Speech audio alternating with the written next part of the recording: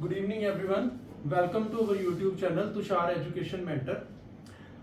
जैसा कि हमारे कुछ लेक्चर्स चल रहे थे, हम परसेंटेज को लेके चले हैं। परसेंटेज में हमारे कुछ ऐसे क्वेश्चंस हम लेके चले थे जो बिल्कुल बेसिक से हम एडवांस की तरफ जा रहे थे। अभी जैसे हमने वर्क करना सीखा था वैल्यूज के ऊपर, कि वैल्यूज के ऊपर हम कैसे वर्क करते हैं।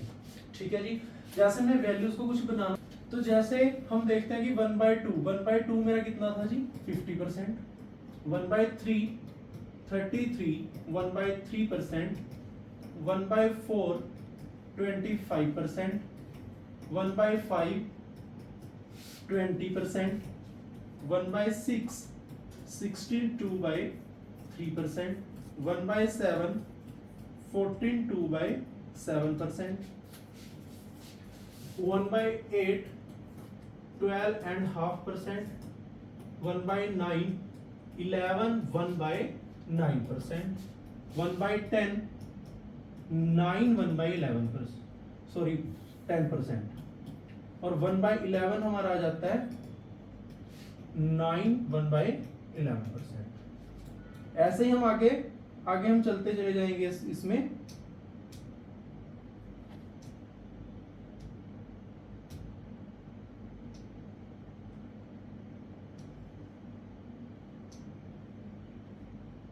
One by 12 8 1/3%, 1/13 7 9/13%। ठीक है जी, इंपॉर्टेंट जो हमने कुछ करी थी जैसे 1/15 की, आप इसको कमेंट बॉक्स में डालिए। और फिर हमने कुछ आगे वैल्यूज बनानी सीखी थी, जैसे 12.5% होती है जी इसकी, और इसको हम आगे अगर करें 3/8 5/8 7/8, ये आपने वैल्यूज बनाई होंगी। तो इनको आप अच्छी तरह से याद रखना है आपने कि हमने कैसे कैसे हमने चीजें करी हैं, क्योंकि परसेंटेज के ऊपर ही हमारे आगे वाले जो हमारे चैप्टर्स हैं, प्रॉफिट लॉस हो गया या रेशियो प्रोपोर्शन हो गया, वो इसके ऊपर ही बेस्ड होते हैं हमारे। तो अब हम चलते हैं कुछ क्वेश्चंस के ऊपर, जो हमारे क्वेश्चंस होंगे, जो आज हमने इस लेक्चर में जो हमने क्वेश्चन करने हैं। हमारी कोई ज्यादा आज का लंबा लेक्चर नहीं रहेगा, 8-9 क्वेश्चन जो हमारे पिछली क्लास के रह गए थे, हमने वो क्वेश्चंस कवर करने हैं। तो हम चलते हैं क्वेश्चंस पे। तो जैसे कि हमारा क्वेश्चन था, if x% of A is the same as y% of B, then z% of B will be। वो बोल रहा है कि यदि A का x% B के y% के बराबर है, उसने क्या बोला हमें कि A का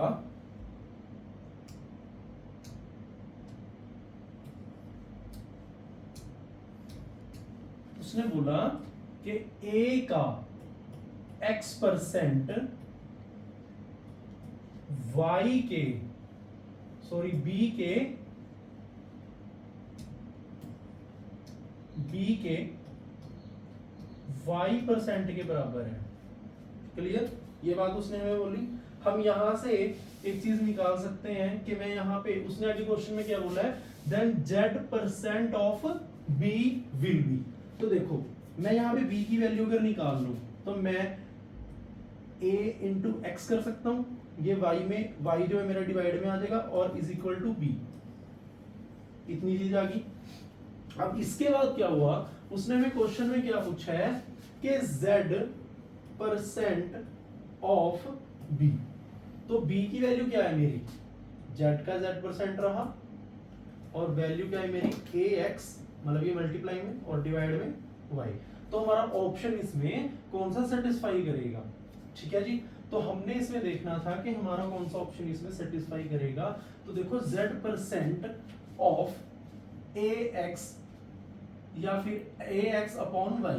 ठीक है, तो हमने इसमें क्या चीज देखा कि ax अपॉन y इंटू में z%। तो हमारी इसकी वैल्यू क्या निकल कर आ जाएगी, z% ऑफ b की z% of ax upon y। Clear, हम देखो इसको ये चीज कर सकते हैं कि हमारा ऑप्शन इसमें b बिल्कुल राइट रहेगा। क्यों, क्योंकि z के साथ x की मल्टीप्लाई आई, क्लियर, और डिवाइड में y है, परसेंट है, इनटू में हम a रख लेंगे, तो हमारा ये आंसर निकल कर आ जाएगा इस क्वेश्चन में। ठीक है जी, हम चलते हैं नेक्स्ट क्वेश्चन पे। नेक्स्ट हमारा क्वेश्चन था कि इन अ फैक्ट्री, आप इस क्वेश्चन को रीड कर लो एक बार, in a factory 60% of the workers are above 30 years.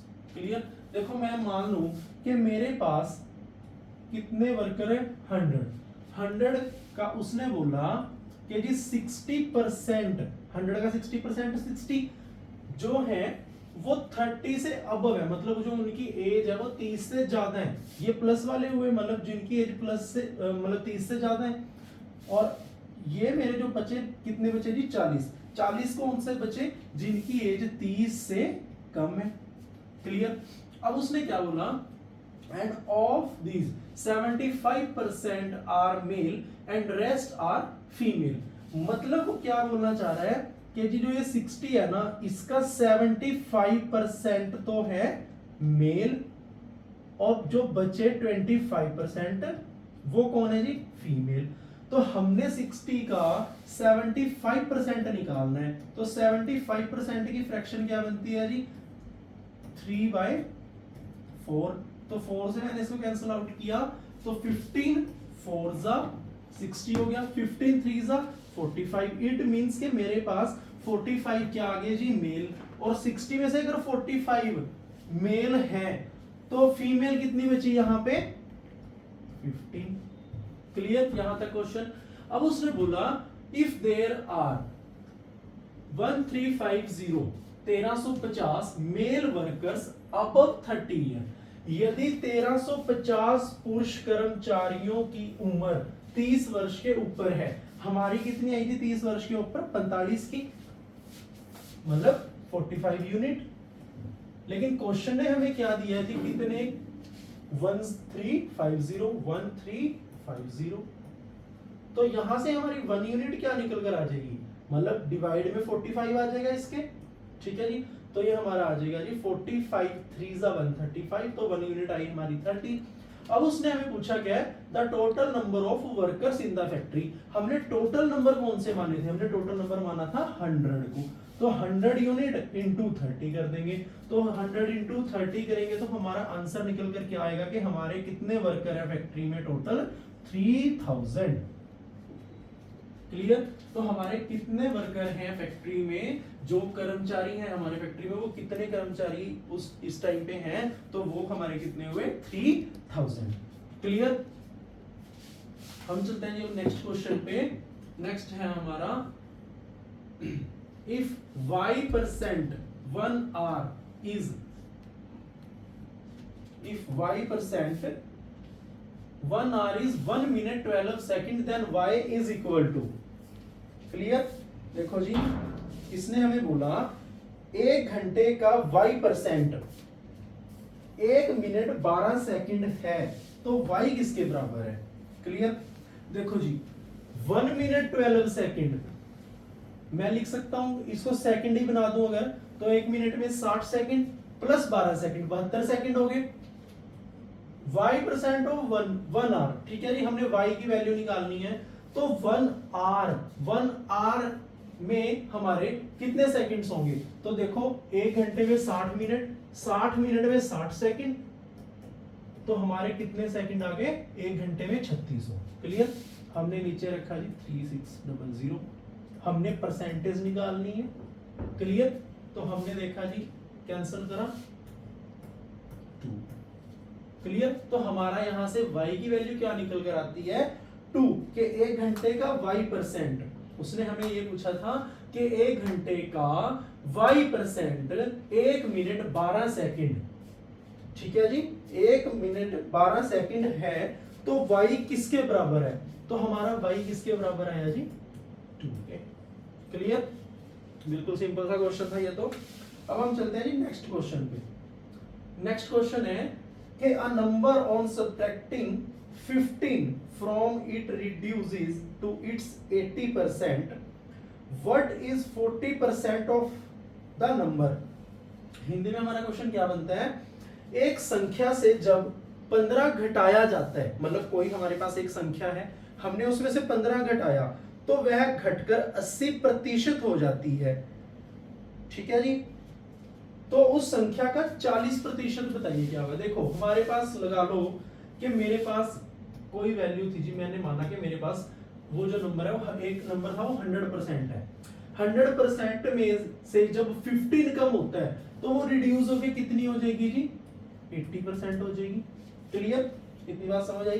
तो देखो हमने यहां से यहां कितना कम किया, 20%, मतलब 20% किसके इक्वल दिया हुआ है, 15 के। क्यों, क्योंकि हम सब्ट्रैक्ट कितना कर रहे हैं, 15, और 100 में से जब हमारी चीज हमने 15 कम किया तो वो कितनी रहेगी, रिड्यूस होके 80%। इट मींस के 20% की वैल्यू 15 दे दी उन्होंने। अब उन्होंने हमें पूछा जी कि what is 40% of the number. अब इस नंबर का 40% मतलब देखो 40% निकालना है। क्लियर, तो 40% जब हमारा 20% 15 होगा मतलब 2 गुना हो गया, तो नंबर भी 2 गुना हो जाएगा जी। 20% 15 है, 40% कितना हो जाएगा, 30। तो ये हमारा यहां से आंसर निकल कर आ गया जी। क्लियर, क्या क्वेश्चन था कि अ नंबर ऑन सब्ट्रैक्टिंग, कोई नंबर था मेरे पास, मैंने माना जी 100% मेरे पास कोई एक नंबर है, वो जब 15 कम होता है, सब्ट्रैक्ट करते हैं हम उस नंबर में से अगर 15, तो मेरा रिड्यूस होके वो 80% रह जाता है, मतलब 20% कम हुआ। 20% का नंबर क्या दिया जी हमें, 15। तो उसने बोला कि वो 40% कितना होएगा, तो मैंने जी 20 से 40 करना है, तो 2 का मल्टीपल हुआ, तो इधर भी हम 2 का मल्टीपल कर देंगे, तो 15 से वो नंबर कितना हुआ जी, 30। क्लियर। नेक्स्ट क्वेश्चन आया हमारा, a number increased by 22% gives 98 as a result, the number is। एक संख्या को 22.5% बढ़ाया जाता है तो वह 98 हो जाती है, तो संख्या क्या है। देखो जी, आपने पहले ये चीज लिखी कि 22.5%, 22.5%। पहले तो मैं इसकी फ्रैक्शन बनाऊंगा जी। कैसे बनेगी फ्रैक्शन, 22 2 44 और प्लस 1 45। 45 बाय में क्या आया जी, 2, और परसेंट की 2 0। क्लियर। अब मैं जब इसको कैंसिल आउट करूं तो मैं इसको ऐसे कर सकता हूं जी, 5 से मैं इनको कैंसिल आउट करूं, 5 9 जा और 5 40 जा, मतलब 45 जा 45 जा हमारा कितना होता है जी, 45 जा 200। क्लियर, समझ आए यहां तक। अब उसने हमें क्या बोला कि किसी नंबर को, एक संख्या को मैं इतने प्रतिशत बढ़ाया जाता है, एक संख्या को मैं इतने प्रतिशत बढ़ा रहा हूं तो वह 98 हो जाती है। क्लियर, मतलब मैंने माना कि जी मेरा ये था कोई ओरिजिनल नंबर। क्लियर, मैंने 40 को 22 1/2% बढ़ाया, मतलब कितना बढ़ाया जी, 9। 40 का इतने प्रतिशत क्या होगा, 9। ये चीज हमने पिछली क्लासेस में देखी है कि 40 का इतने परसेंट क्या होगा जी, 9। अब मैंने बोला कि 40 से हमने बढ़ा के किसी नंबर को हमने इंक्रीज किया, कितना इंक्रीज किया, 22.5%। तो 40 से जब हमने इंक्रीज किया तो ये मेरा कितना हो गया जी, 49। और क्वेश्चन बोल रहे हैं कि जी जब हमने इंक्रीज कर दिया, इंक्रीज होने के बाद हमारे पास रिजल्ट क्या आता है जी, 98। क्लियर, हमारा रिजल्ट क्या बना यहाँ पे, 49, लेकिन क्वेश्चन ने क्या बोला है कि जी हमारा रिजल्ट क्या आया, 98। क्लियर, तो यहां से हमारी 1 यूनिट क्या आ जाएगी जी, 2। 49 इंटू 2 करेंगे तो 98 आया। तो इन्होंने बोला कि द नंबर इज, इन्होंने बोला तो संख्या क्या है। देखो हमने क्या माना था ओरिजिनल नंबर 40 यूनिट, 1 यूनिट 2 है तो 40 यूनिट कितनी आ जाएगी, 80। तो हमारा जो ओरिजिनल नंबर था वो क्या था, हमारा 80। क्लियर, तो संख्या क्या थी हमारी, 80। Next question, a man saves a certain part of his income every month. एक आदमी हर महीने अपनी वेतन का एक निश्चित भाग बचाता है, मतलब एक पर्सन है वो हर महीने अपनी सैलरी का कुछ ना कुछ पार्ट बचाता है ताकि एक साल में वह एक कार खरीद सके। तो ज्ञात करें कि उसे अपनी बचत में कितने प्रतिशत की, मतलब वो अपनी अब सैलरी जो है वो कितने प्रतिशत और बचानी शुरू कर दे कि वो उसी कार को 9 महीने में परचेज कर ले। देखो क्लियर, छोटी सी एक बिल्कुल सिंपल सी चीज समझने वाली है कि मैं एक चीज परचेज कर रहा हूँ, मैंने कार परचेज करनी है, मैंने कोई फोन परचेज करना है, मैंने बाइक परचेज करना है, मैं 12 महीने में कुछ पैसे इकट्ठे कर रहा हूँ, उसमें से मैंने कुछ सेविंग की। अब वो सेविंग मैंने, मतलब उस कार को मैंने, प्राइस तो सेम ही रहा, ठीक है जी, वही चीज मैंने 9 महीने में परचेज करनी है। इट मींस के मेरे को अपनी सेविंग बढ़ानी पड़ेगी। लगा लो कि 12 महीने में मैं 12 रुपए जोड़ रहा हूं, ठीक है जी। अब मेरे को वो जो मेरी जो कार है वो 12 रुपए की है, मतलब मैं 1 महीने में 1 रुपया अपना सेव कर रहा हूं, ठीक है जी। अब मैंने उस कार को 9 महीने में 9 महीने में खरीदना है, तो मेरे को कुछ ना कुछ अपनी सेविंग बढ़ानी पड़ेगी। तो वही चीज इस क्वेश्चन में क्या बोली कि जी हमारी जो 12 मंथ में मैंने कोई चीज परचेज करनी है, क्लियर। 12 मंथ में मैं जो मेरी निश्चित जो मेरा कोई इसका सैलरी का जो सेविंग थी मेरी, ठीक है जी, मैं कुछ भाग बचा के चल रहा था कि ताकि मेरी जो कार है वो मैं 1 साल में खरीद सकूं। लेकिन अब मैंने कुछ ऐसी अपनी सैलरी में सेविंग में इंक्रीज करना है ताकि मैं अपनी कार को कितने 9 महीने में खरीद सकूं, क्लियर। मतलब हम चीज तो एक ही खरीद रहे हैं, उसका प्राइस तो कोई चेंज नहीं हुआ। तो देखो जी हम क्या करते हैं ऐसे क्वेश्चंस में कि हमने चीज कार ही हम खरीद रहे हैं, क्लियर। पहले मैं किसी कार को 12 महीने में खरीद रहा था, अब मैं उस कार को 9 महीने में खरीदना चाहता हूं। तो मैंने क्या देखा जी, 12 का और 9 का मैं ले लेता हूं एलसीएम। तो मेरा एलसीएम क्या है जी 36, मतलब मेरे को 36 रुपए में कोई कार खरीदनी है। पहले मैं उस कार को खरीद रहा था 12 महीने में, तो मैं कितने रुपए पर मंथ में इसमें वो इकट्ठे कर रहा था, मतलब सेव कर रहा था। तो 12 3 36 होता है। तो मैं बोलता हूं कि मैंने पहले 1 महीने में 3 रुपए जोड़ने शुरू किए, बचाने शुरू किए, तो मैं 12 महीने में ये कार खरीद लूंगा। लेकिन अब मेरे को कार कितने महीने में खरीदनी है, 9 महीने में। तो मैंने अपनी सेविंग कितनी इंक्रीज करनी पड़ी यहाँ से कि मेरे को 1 रुपया और बढ़ाना पड़ा इससे। मतलब मैं अब यहाँ पे 1 महीने में 4 रुपए अगर इकट्ठे करता हूँ, सेव करता हूँ, तो मैं इस कार को खरीद लूंगा, क्लियर जी। तो उन्होंने बोला by what percent he must increase in his saving, कि वो कितने परसेंट का इंक्रीज करे अपनी सेविंग में कि वो कार को 9 महीने में खरीद सके। देखो जी आप पहले कितना करते थे, आपने पहले कितना परचेज किया, आप पहले 3 रुपए सेव करते थे, फिर आपने सेव कितने करे जी 4 रुपए सेव करे, क्लियर। आपने कितनी इंक्रीज कर दिया अपनी सेविंग को, 1 इंक्रीज कर दिया। 1 इंक्रीज किस पे करा, मतलब 3 पे। पहले हम अपनी 3 रुपए बचा रहे थे महीने में, अब हमने कितना बचाना है 4 रुपए, तो हमने 1 बढ़ा दिया। तो 1 बढ़ाया जी 3 पे, तो 100% पे कितना होगा जी इसका 33 1/3%। मतलब मेरे को अब अपनी सेविंग इतने परसेंट इंक्रीज करनी पड़ेगी अगर मेरे को वही कार 9 महीने में परचेज करनी है, clear. Next question, if x earn 25% more than y, what percent less does y earn than x। ये क्वेश्चन हमारा पहले भी हो चुका है, ठीक है जी। यदि x y से 20% अतिरिक्त धन कमाता है, x y से, क्लियर। देखो जी इसको मैं ऐसे भी बोल सकता हूं कि 25% मेरा क्या हुआ जी 1/4, मतलब ये किसकी हुई y की, क्योंकि x ज्यादा कमा रहा है ना, x ज्यादा कमा रहा है। तो हमने क्या देखा कि 4 का 25% कितना हो जी 1, मतलब 4y है अगर, तो x क्या होगा जी मेरा 5। आपको ऐसे नहीं समझ आया तो हम इसको ये चीज लिख सकते हैं, x है और y है, x earn 25% more than y।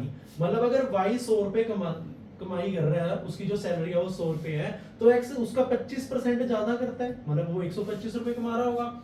तो हमने जब इसको रेशो में काटते हैं हम, तो हमारा 5:4 आता है। तो अब उसने पूछा है हमें, तो बताइए y x से कितने प्रतिशत कम धन कमाता है। तो y x से कितना कम कमा रहा है 1, किससे x से 1/5, तो परसेंटेज में कितना हुआ जी 20%, क्लियर। ये बेसिक सा क्वेश्चन था।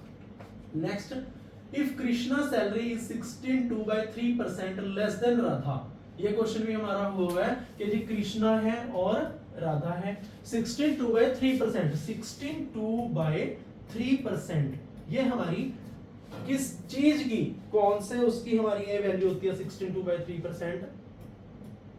तो आप इसको देखोगे 1/6 की।